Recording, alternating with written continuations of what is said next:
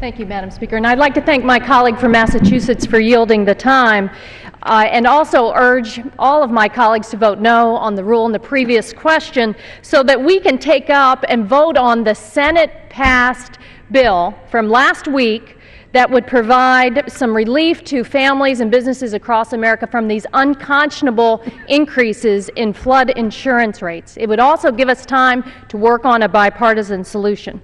Madam Speaker, for the past few months, I have offered on every single piece of legislation moving through the Rules Committee to this floor an amendment that would provide some relief to families and businesses across America on the flood insurance relief. Here's why it's important.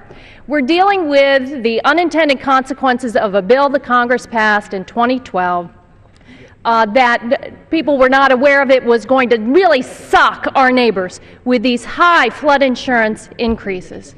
FEMA did not follow through on their responsibilities, so the best course of action now is to pause.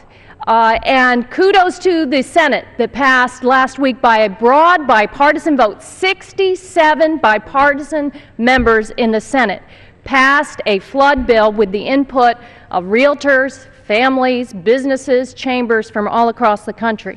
It's vital that the House take up this bill right away. Let me give you a few examples from back home in the Tampa Bay area. Paul Page lives in Ruskin, Florida. He says, "My name is Paul Page. I'm a retired 30% disabled veteran living in Ruskin, Florida. I need your help now. I purchased my home in December of 2012. My flood insurance was $1,400 per year, but thanks to the Bigger Waters Act of 2012, my flood insurance is rising to $5,400 per year. Please help me now." Or James Smith in Tampa, in South Tampa, owns property. His premium will go from $2,000 per year to $9,000 per year. Or Frank and Shirley Davis in Shore Acres in St. Petersburg. They just listed their home for $175,000, but they're going to have an new annual premium of $4,000 that has now negated any chance they have of selling their home. This is happening all across the country. And Madam Speaker, this Republican majority people have called it the do-nothing Congress. They are very skeptical that the Republican-controlled Congress can respond to middle-class families and provide economic relief where it was needed. Well, here's a chance for the Republican majority to step up and address a very severe economic issue for families and businesses all across this country.